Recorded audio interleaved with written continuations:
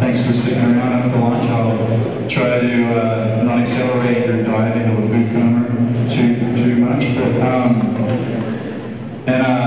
David Howard's informed me I've got to start speaking like an American, so I guess if I say something that doesn't make sense, just feel free to stop me and I can clarify. Next slide. So the key objective of my presentation, this was actually a presentation I gave in 2010 at what was then called the Selenium Summit at this same facility. I think it sort of became the predecessor to this conference. And then the objective was just to sort of show that there are some economic gains to be had.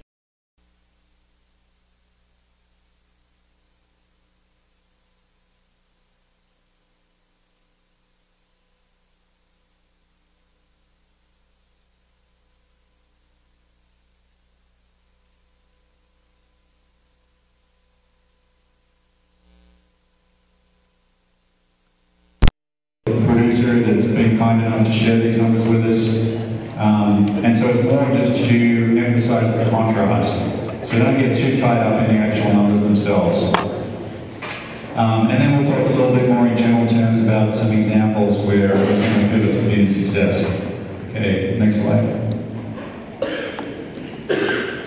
Alright, so just a quick revision on center pivot science or irrigation science.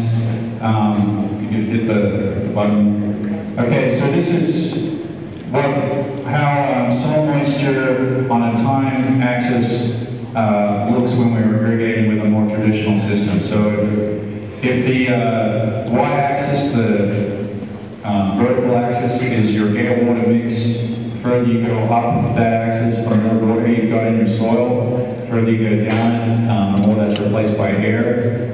So obviously a wetter soil is going to be higher up on the axis, and then the x-axis is time. And that line there might be a little hard for you to see, but basically when we irrigate it shoots up because obviously we're putting a lot of water on very quickly, and then over time, usually here in the valley, it's a couple of weeks in the middle of summer, we complete that soil down to the point where we're almost stressing our crop, and then we hit it with a bunch of water again and saturate the soil to restart the process. And this line demonstrates a more efficient system, so whether that's subsurface drip or side rolls or a center pivot, the idea being is we put less water on more frequently to achieve the same result.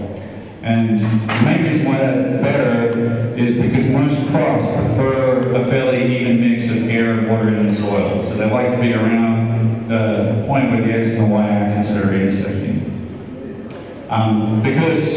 And that's because crops like to breathe as well as they like water. At night, when the sun's not out and they're not photosynthesizing, there is actually some respiration going on in the soil. So they need air, just like you and I do, as much as they need water in the day to photosynthesize. So I didn't mean to go off on a highly technical tangent. I just wanted you to appreciate that there's definitely some science reinforcing the reasons for more efficient irrigation systems. All right, any questions before we... Okay, next slide.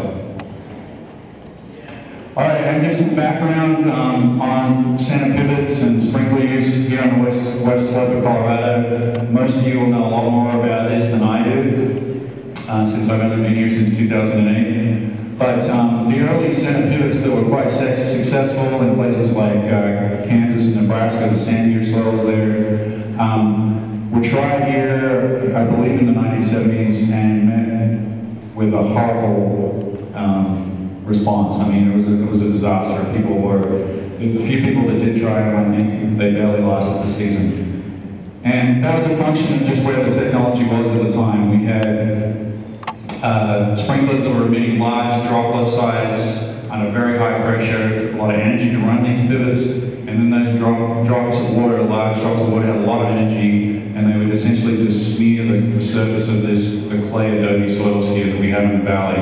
And essentially after that, very little water would penetrate down into the root zone, and it just made a mess, and it really wasn't worth the effort. If you hit the... Right, so the key being it's a poor match for, that old technology was a poor match for the heavy clay soils that we have here. Okay, next slide. Okay, and that's probably more accurately the last 8 to 10 years rather than the last 5 years, but essentially there's been some large leaps made in the technology improvement when it comes to sprinkler irrigation, and now we don't need as much energy. We can run these sprinklers at much lower pressures, so that's good news in terms of our operating costs, but more importantly the droplet size is much smaller, has less energy, and is able to sort of land on the soil and infiltrate rather than smearing that clay surface. So when properly managed, you can really start to reap the benefits of center pivot irrigation. And we have approximately 40 success stories, there's probably even more than that by now, throughout the lower Galveston area. And that includes the smaller size pivots, the mini pivots as they're sometimes known, have also been popular on smaller acreages as well. Again, this is all probably revision for most of you. You can hit the button again. But there's the two main programs that NRCS offer that will provide assistance depending on your circumstances. Most producers, I think, in this area qualify for the maximum level of assistance, which is up to 75% cost share, whether it's through basin states or EQIP. Obviously, those of you that work with NRCS and those of you that work for the NRCS will know more about the details on this, so I won't dwell on this too much other than to just reinforce that you don't have to foot the whole bill yourself if you don't want to. All right, so sort of to the meat of the sandwich now. You know, what is you know, we always hear about, well, there's salinity mowing, there's water quality benefits, there's all these larger reasons for being more efficient with water, but what really does it mean to the producer? And obviously, as an agricultural producer, this is your job, this is your livelihood, it's got to pay for itself. And that's what we're going to talk about today. So just to sort of take a theoretical example, here's a quarter section. Maybe there's not too many neat and tidy quarter sections here in Concagre Valley, but let's say that we found one. Press the button. Chances are it's split up into 440s. Press it again. All right, and if whether obviously it's going to look a little bit different depending on whether you've got a concrete ditch inside materials or get pipe in. Maybe you've got submerged feeder pipe with alfalfa valves. But this is a fairly typical scenario. You've got your access roads, so you can get to your gates. Then you've got your actual pipe in place. Press the button. And you can see that as you spread this out over the whole quarter section, that's going to take up a certain amount of acreage. It's not going to be a lot, it's definitely going to be a certain amount of ground, and it's about 5 acres per quarter section. If we take that same quarter section and put a center pivot on it, and this is without the extender arms or wheel lines or anything like that, it's just a standard circular center pivot. It's about 126 acres on that whole quarter section that's covered. That's obviously going to leave some ground unirrigated in the corners, and that's about 34 acres.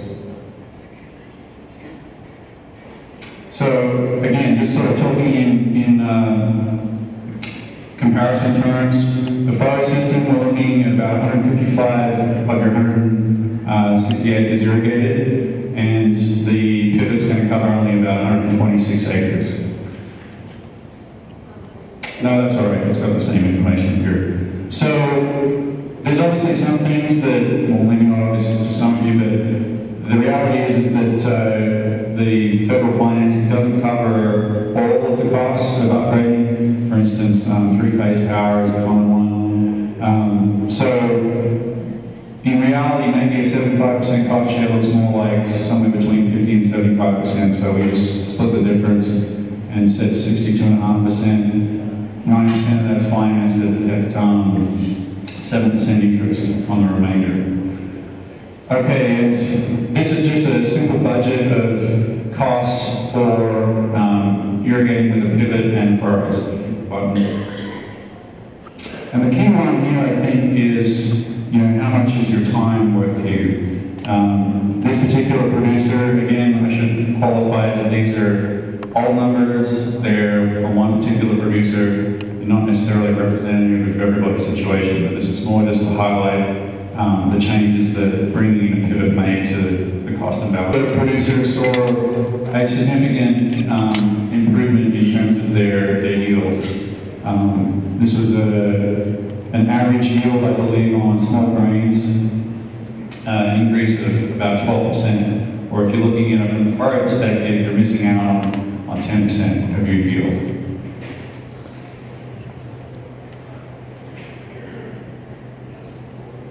And this is just an idea, just giving an idea of what it takes to pay back the center pivot upgrade. This is with the cost share assistance that I described before. Obviously, if you're at 0%, that's the larger red line. You're going to be looking at over 10 years before this particular producer would be able to pay that off. But with the cost share assistance, whether it's 50, 62.5 or 75%, or somewhere in the order of 2, 3, or 4 years.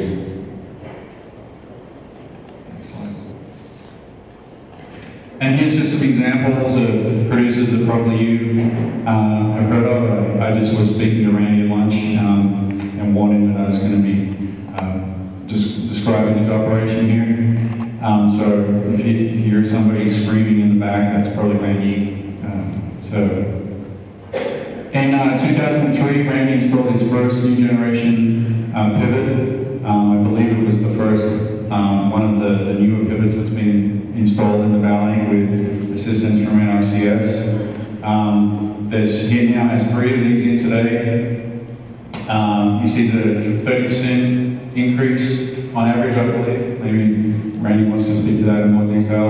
But one of the key things that I know Randy has incorporated in his operation, and this is very much a part of the other discussions that you're having at this conference, is he's changed his whole agronomic practice base.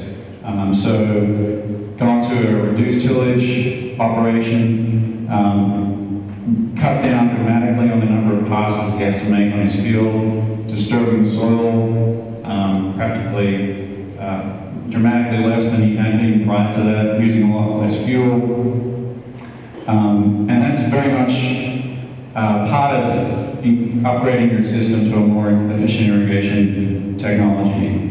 If you don't make those changes, then you may not necessarily see the same sort of benefits that someone like Randy is seeing.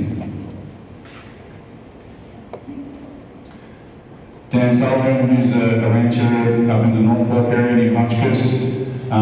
This was made mainly for his ranching operation, so he's growing pasture. But he would bale the first cutting, and then let the second cutting be grazed off. We didn't take any measurements of his fields, but he was fairly adamant he'd seen a doubling in the yields of his hay crop. And then Dan Baldwin, who's up on Powell Mesa, he sort of represents a fairly typical user of the mini pivots. He's only on 55 acres up there. He's got 2 of these pivots that were custom fitted to his fields. He sells premium wheat-free hay over to folks in the Roaring Fork. Makes, I think, a pretty good living out of it, and he was always keen to advertise the amount of extra time he now has to go fishing in the summer because he's not spending that time irrigating.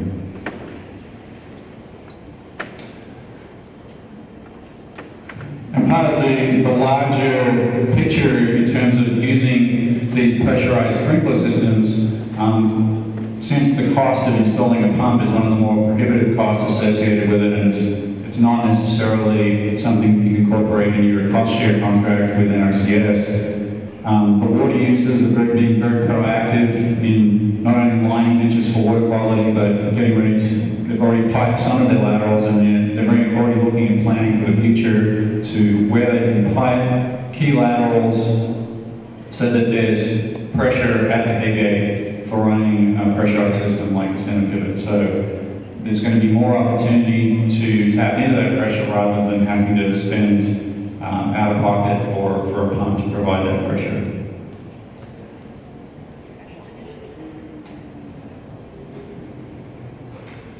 So, how's this? Okay, so this is corn silage, and again, as you can see, a larger increase in terms of using the pivot over the furrow. This is the same producer as before. Again, up 23% over the furrows, or if you're looking at it from the furrow perspective, you're missing out on 19% potential yield. Input costs are fairly comparable between the pivot and the furrows. This is with a pump, so you could make a fairly strong case that that would actually be even lower than about the same as using furrows. So that's the bulk of my presentation. I guess I'll run through some quick recaps here, and then I'll give you an update on some research also that we're doing on subsurface drip irrigation. First and foremost, we're fairly comfortable at CSU that you can achieve a yield increase and therefore a revenue increase, especially if you're willing to make changes to your soil tillage practices. Fuel and labor reductions, again, if you're making those changes with your tillage practices, you're going to see fuel prices drop. You're not going to need to spend the same amount of time or money on changing setting gates for irrigation or setting tubes. And if you're willing to work with the federal government and get a cost share, then you can potentially pay for that pivot within 5 years. And if canal piping continues and even expands throughout the valley, then that could even bring some of those operating costs down by eliminating the need for a pump. Next slide. All right, so this last year we actually started doing some research center, basic research, and then some on-farm testing on subsurface drip. That's not necessarily a new thing in itself, but we're really trying to take a close look at how feasible subsurface drip is for alfalfa. Alfalfa is probably the most common crop, at least along with grass hay, in this part of the country. So drip really only makes sense as sort of for most of the producers in this area if it's going to work for alfalfa or for a perennial crop like alfalfa. So we spent last year establishing our alfalfa fields. The next 3 years is going to be key for determining how successful this is. We were really encouraged by what we saw last year. I've already spoken to a couple of producers that are very interested in what we learned from this particular study and are even sort of starting to think about the idea on some of their own fields here in the Lower Gunnison. This particular photo is of the on-farm portion, and this is actually the volunteer oats that came up after we got the tape laid and charged the soil bed. It's a little hard to see on this particular photo, but the right-hand side was a lot darker green than the left-hand side. And the point being is the right-hand side is what we had subsurface drip on, the left-hand side was furrow irrigated. Our thinking was that a lot of the nutrients were washed out of the soil bed, or off the end of the field through furrow irrigation, and were retained by using subsurface drip. So that might be another benefit of using subsurface drip and even pivot sprinklers. It's just, you're not flushing away the vital and expensive soil nutrients that are so essential to a profitable yield. Next slide. Oh yeah, and I would like to tip my hat to Rod Sharp. He's the Ag Business Specialist here on the West Slope for CSU Extension. Some of you probably know Rod. He was was really helpful in providing some of the cost-benefit analysis on this particular presentation. But I will leave it there. I'll first take some questions, and then I'd like to give a plug to a particular producer input session that's happening in about a week or so. Do you have any questions?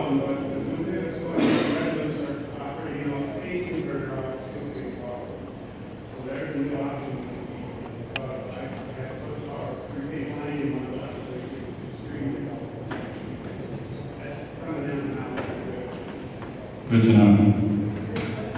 So Reich was just saying that there's actually, you can get phase converters now that allow you, I guess, to run on single phase power, so you don't need to fork out for that really expensive line running out to the middle of your field with three-phase power. So that's another potential way to overcome that cost if you don't have the native pressure at the head gator.